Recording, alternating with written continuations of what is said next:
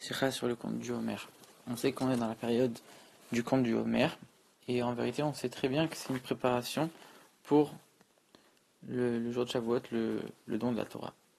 Et le point commun qu'il y a entre le Homer et le don de la Torah, c'est que chacun, il s'applique à l'individu propre. Ça veut dire que le compte du Homer, chacun doit le compter soi-même. Chacun a son propre compte, et on ne peut pas se reposer sur le compte de quelqu'un d'autre. Chacun doit compter individuellement les jours du Homer, et de la même manière, la Torah l'a donné à chaque juif individuellement, comme c'est écrit. Je suis Hachem, ton Dieu, que Dieu s'adresse à chaque juif en disant je suis ton Dieu, et que le don de la Torah a été donnée à chaque juif en particulier. Et on a déjà expliqué qu'en vérité, la demande de explique comme ça. On compte que 49 jours. Alors pourquoi on nous dit vous compterez 50 jours? On voit qu'en vérité on n'en compte que 49. Le 50e c'est Shavuot. Parce que les 49 premiers jours, c'est notre travail, c'est notre effort, c'est notre raffinement personnel qu'on va compter, on va s'élever. Et le 50e, en vérité, c'est Dieu qui nous le donne. C'est un don divin qu'on obtient sans faire d'effort. Le seul effort qu'il faut faire, c'est avoir compté les 49 jours, mais en soi, on va rien faire pour pouvoir recevoir le 50e. On va pas faire de travail particulier, c'est juste qu'après avoir compté les 49e, les 49 jours, alors automatiquement, là, le 50e niveau, il va descendre. Donc on passe ça à 59 niveaux de Gdusha, 59 niveaux spirituels qu'on appelle les 50 Sha'ar Bina. On voit que la manière avec laquelle on compte les jours du Homer, c'est pas en disant le premier jour, deuxième jour, 36e jour, 40e. On ne dit pas, on n'isole pas chaque jour de l'autre. On dit 2 jours, 3 jours, 10 jours. Et à chaque fois, on voit qu'on dit une expression qui inclut tous les jours qui précèdent, pour montrer que chaque jour, c'est quelque chose en plus. C'est un niveau en plus qu'on a. C'est un raffinement supplémentaire. Et même le 5e, en vérité, oui, on a quelque chose qui nous appartient. Dieu il nous l'a donné, on n'a pas forcément travaillé pour l'avoir, parce que peu importe ce qu'on aurait fait, on n'aurait pas pu mériter un tel niveau. Mais Dieu il nous le donne. On avait déjà expliqué ça la dernière fois. Maintenant, il faut savoir que dans le don de la Torah, il y a deux parties. Il y a la partie du don de la Torah, donc du jour du don de la Torah de Shavuot, qui est en lien avec le Homer, et la partie du don de la Torah, la partie de Shavuot, qui n'est pas forcément en lien avec le Homer. Parce qu'en vérité, on sait que le jour de Shavuot, dans la Torah, il n'a pas de date. Nulle part dans la Torah, on donne une date au jour de Shavuot. Alors nous, on sait que ça tombe le 6 Sivan, mais parce qu'aujourd'hui, on a un calendrier fixe, et on sait que les mois de chaque année, ils ont tout le temps le même nombre de jours. Donc on sait que ça va tout le temps tomber le 6 Sivan. Mais avant, c'était pas comme ça. Avant, le mois de Iyar, dans lequel on est maintenant, pouvait avoir un jour en plus ou en moins. Et en fonction de ça, alors, Shavuot, ça allait tomber soit le 5 Sivan, soit le 6 Sivan, soit le 7 Sivan. Parce qu'en vérité, la seule date de Shavuot qu'on a dans la Torah, c'est de dire que ça tombe après le compte du Homer, après les 49, après les 50e jours. Donc c'est le 50e jour du compte du Homer. Et donc si le 50e jour, ça tombe le 5 Sivan, alors Shavuot, c'est le 5 Sivan. Et si ça tombe le 6 Sivan, alors c'est le 6 Sivan, et c'est ce jour-là que la Torah a été donnée. Et sinon, si ça tombe le 7 Sivan, alors on fera Shavuot le 7 Sivan. La demande. Il dit que dans ce cas-là, dans la Tefila, on ne mentionnera pas Zman Matan Torah, nous le temps où on nous a donné la Torah, parce que le vrai temps où on nous a donné la Torah, c'est quand même le 6 Sivan.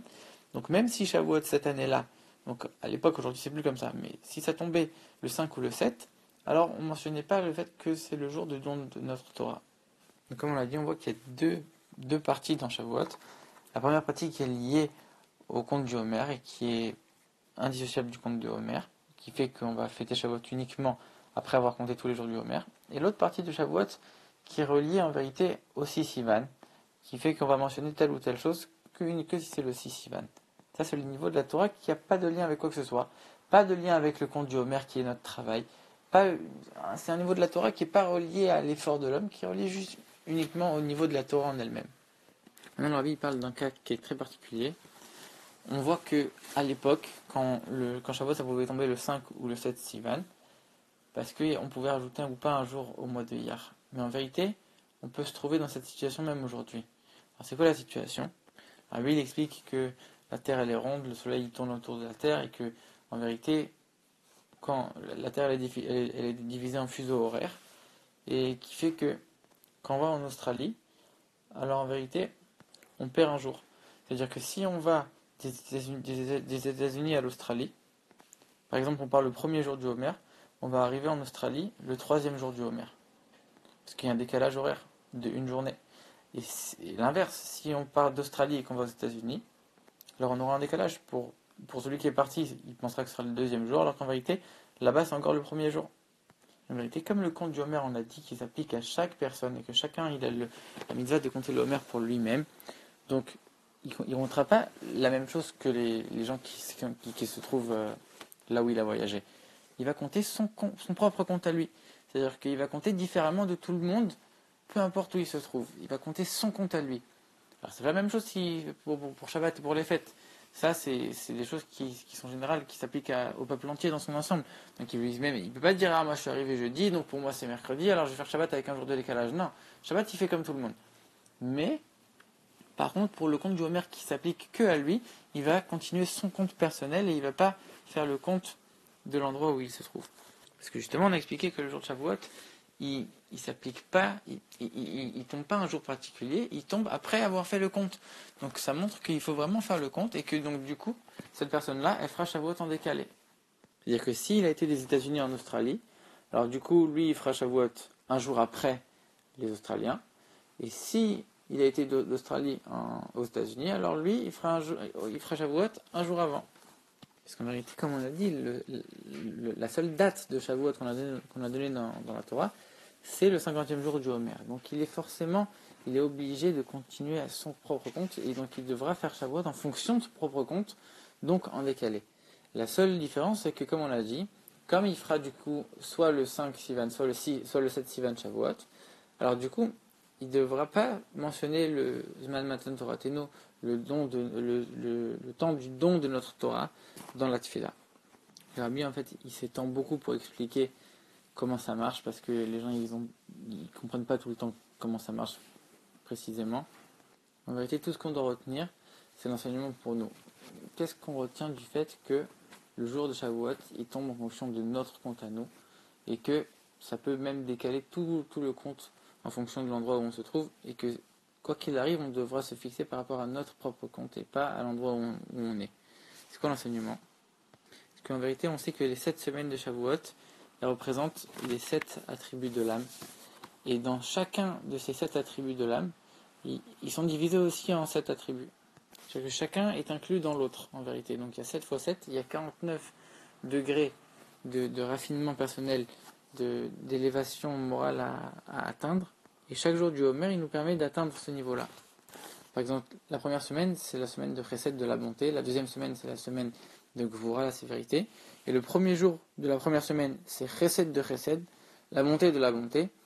Le deuxième jour de la première semaine, c'est Gvura Shebe Chesed, c'est la sévérité de la bonté. Et ainsi de suite, à chaque fois, chaque jour, il est constitué d'une union de deux attributs à chaque fois. Donc l'enseignement, c'est de dire que on ne peut pas s'appuyer sur le travail des autres pour faire notre travail personnel. C'est-à-dire que tu ne peux pas dire, toi tu arrives dans un endroit, alors tu vas te fixer en fonction de l'endroit où tu es et tu vas reposer le travail sur les autres. C'est toi qui dois faire ton travail à toi. C'est toi qui as tes efforts et ton progrès personnel à faire et ton raffinement personnel à faire. Ça veut dire que tu ne peux pas te reposer sur les autres et sur le travail des autres. Il faut que ce soit toi qui fasses l'effort, toi qui fasses comme il faut. Et c'est pour ça à tel point que même la fête de Shavuot va être décalée. Il faut absolument que tu fasses tous les comptes que tu comptes tous les jours du Homer, sans exception, que tu comptes chaque niveau pour affiner ton âme sans aucune exception. Il ne faut pas que tu te bases sur personne d'autre. En vérité, ça, encore une fois, c'est qu'une partie c'est qu'une facette de Shavuot qui s'applique en vérité au compte du Homer, donc à notre travail particulier et personnel. Mais comme on l'a dit, il y a aussi un autre côté, un autre aspect dans la fête de Shavuot, dans le don de la Torah, qui est la Torah elle-même telle qu'elle s'applique, elle dépend pas d'aucun effort, aucun travail, et qui est reliée à chaque juif, qui est reliée avec le jour du 6 Sivan particulièrement.